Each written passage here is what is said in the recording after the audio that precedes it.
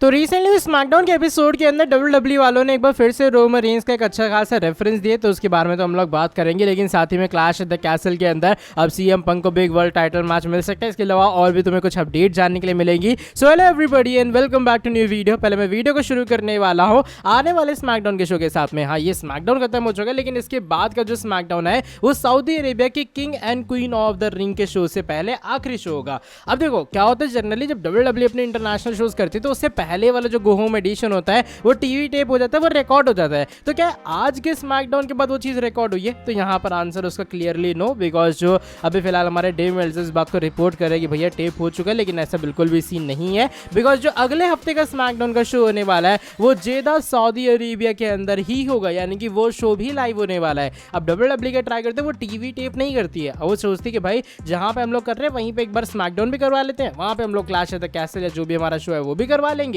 इससे डबल फायदा होने वाला। तो ये कुछ अभी फिलहाल इंटरनेशनल शोज का कॉन्सेप्ट रहता है। और हाँ, आने वाला स्मैकडाउन टीवी टेप नहीं बल्कि सऊदी अरेबिया से एकदम लाइव ही होने वाला है। बात हम लोग बो डैलस के बारे में करते हैं, बिकॉज रिसेंटली स्मैकडाउन के शो के अंदर एक डायरेक्ट रेफरेंस, एक डायरेक्ट लिंक आया है बो डैलस से और अंकल हाउडी के टीजर से। ऑफ कोर्स एक और क्यूआर कोड अपीयर होता है और इस क्यूआर कोड को अगर तुम स्कैन वैन करोगे तो आखिरी में जाके ना कुछ डेट वगैरह रिवील होती है। वो डेट का मैं स्क्रीनशॉट डाल दूंगा, तुम लोग देख लेना। बेसिकली ये जो डेट है वो डेट है जिस दिन बो डैलस के डब्ल्यूडब्ल्यू वालों ने एक video clip theme type upload की है अपने ऑफिशियल यूट्यूब चैनल के ऊपर। यहाँ पर डेट है 4/7/14, यानी कि 4 यहाँ पर हो गया अपना अप्रैल, 7 हो गई डेट और 2014 जो 14 का रेफरेंस है वो। और उस दिन डब्ल्यूडब्ल्यू वालों ने अपने ऑफिशियल यूट्यूब के ऊपर वीडियो अपलोड की थी, आर यू अ बिलीवर, यानी कि उनका जो पहले वाले गिमिक है उस वाली चीज़ को लेके। तो कहीं ना कहीं डायरेक्ट कनेक्शन है अंकल हाउडी और बो डैलस के बीच में, और एक क्लियर भी करता है कि अब जब अंकल हाउडी वापस आएंगे वो बो डैलस के कैरेक्टर में ही आएंगे। मजा आएगा देखने में किस तरीके से चीज़ें आने वाले टाइम में दिखाई देंगी। लेकिन ये कुछ चीज़ें जो कि मुझे लगा तुम लोगों को अंकल हाउडी को लेके बतानी चाहिए।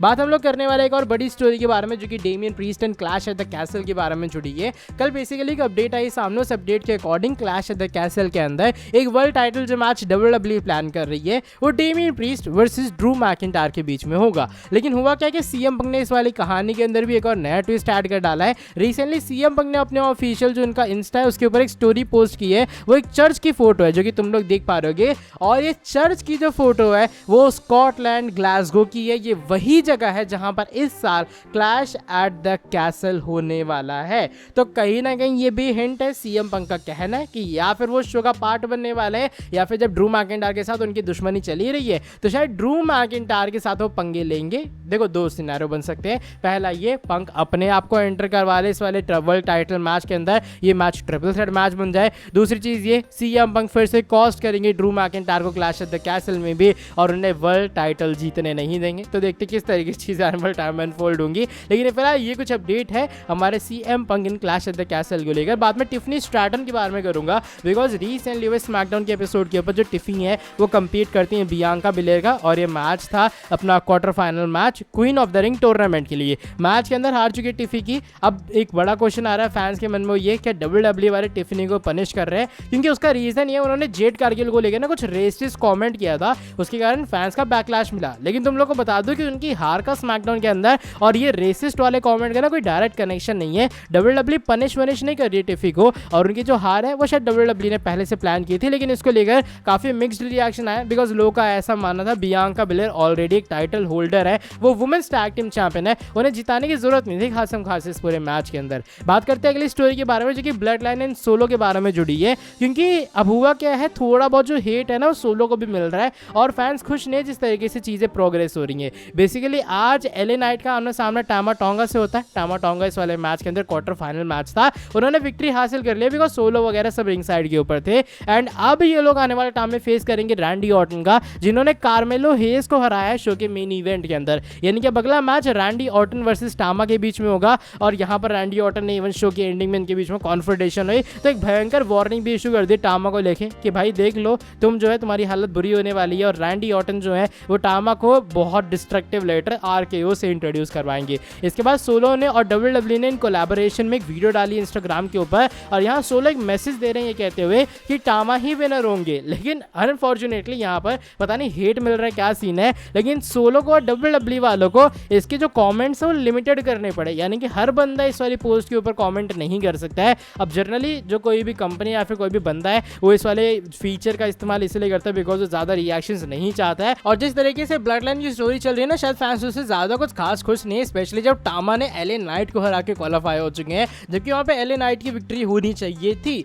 तो देखो ये कुछ अभी फिलहाल सीन है, और ऊपर से सोलो को हल्का सा जिस तरीके से वो एकदम कोट पैंट वगैरह में आ रहे हैं, लोग का मानना ये नहीं भाई तो रोमन की तरह बनने का ट्राई कर रहा है। तो ये कुछ भी फिलहाल हेट वेट शायद थोड़ा बैकलैश सामना करना पड़ा है स्मैकडाउन के बाद ब्लड लाइन को। बात हम लोग Logan Paul and Cody Rhodes के बारे में कर रहे थे, बिकॉज इनका भी जो मैच है वो सऊदी अरेबिया के लिए पूरे तरीके से कंफर्म हो चुका है। पहले सऊदी अरेबिया के अंदर ऐसी बात आ रही थी चैंपियन वर्सेस चैंपियन मैच होगा, कॉन्ट्रैक्ट साइनिंग होती है स्मैकडाउन के शो के अंदर, लेकिन कॉन्ट्रैक्ट साइनिंग में लोगन पॉल ने ट्विस्ट ले आए। उन्होंने क्या किया, उन्होंने जो कोडी रोड्स का कॉन्ट्रैक्ट था उसे फाड़ के साइड में फेंक दिया। उन्होंने कहा भाई ये कॉन्ट्रैक्ट नहीं चलेगा, कॉन्ट्रैक्ट चलेगा मेरा। वो अपना कॉन्ट्रैक्ट इंट्रोड्यूस करते हैं, और उस कॉन्ट्रैक्ट में क्लियरली ये बात मेंशन है कि इनका जो मैच है वो चैंपियन वर्सेस चैंपियन मैच या फिर विनर टेक्स ऑल मैच नहीं होगा, बल्कि वो मैच होगा Logan Paul versus Cody Rhodes for the undisputed WWE championship, यानी कि सिर्फ कोडी रोड्स की टाइटल ऑन द लाइन है। तो चलो ये बात इससे डब्ल्यूडब्ल्यूई को थोड़ा क्लियर मिल गया कि भैया अब इससे दिक्कत ये नहीं होने वाली है कि कोडी रोड्स अगर जीत जाएंगे तो वो डबल चैंपियन बनेंगे,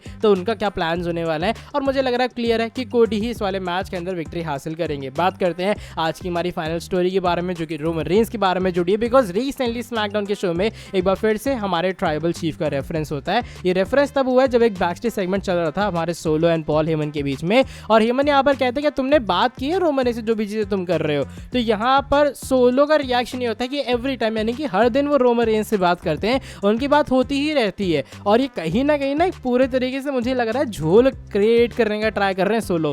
बिकॉज तुम्हें याद होगा पॉल हेमन ने क्या कहा कि जब से रोमन हारे तब से पॉल हेमन की बात ही नहीं हुई है रोमन से, तो भाई सोलो इतने कौन से सगे बन गए कि लगातार उनकी बात हो रही है हमारे ट्राइबल चीफ से। तो कहीं ना कहीं इसमें स्कैम है, कहीं ना कहीं इसमें झोल है, सोलो एक तरह का पोपट बनाने का ट्राई कर रहे हैं। मुझे लग रहा है वो द रॉक से परमिशन ले रहे हैं जो भी उन्हें चीज़ें करनी है, और आने वाले टाइम में यही बात आएगी, और तभी Roman versus solo, Roman versus rock ये सारी स्टोरी होंगी। अच्छा एक अपडेट ये है बेसिकली कि रोमन रेंस का आने वाले टाइम में स्मैकडाउन के अंदर तो मैं ऑलमोस्ट हर वीक रेफरेंस दिखाई देगा, बिकॉज डब्ल्यूडब्ल्यूई जो है वो रोमन की रिटर्न को एंटीसिपेट कर ही रही है साइड बाय साइड में, और उन्हें ब्लड लाइन की कहानी के अंदर इंक्लूड करके ना, और फैंस का अटेंशन डेफिनेटली मिल रहा है। सपोज करो यही वीडियो अगर यहाँ रोमन का शायद रेफरेंस ना होता तो इस वाली अपडेट को लेकर मैं कोई वीडियो ही नहीं बनाता। तो अभी फिलहाल ये कुछ डब्ल्यूडब्ल्यूई का प्लान है कि रोमन के नाम पे अभी भी अच्छी खासी उन्हें अट्रैक्शन गेन करनी है, ताकि ब्लड लाइन की स्टोरी और बढ़े, और रोमन रेंस की जब भी रिटर्न हो उन्हें मैसिव पॉप रिएक्शन मिले। चलो by the way that is it for today video. अगर तुम लोग को ये वाली वीडियो पसंद आई है तो मैं वही पुराना काम करना है, नीचे वीडियो को लाइक कर देना, चैनल को सब्सक्राइब कर देना, और बेल नोटिफिकेशन को भी कर देना ऑन।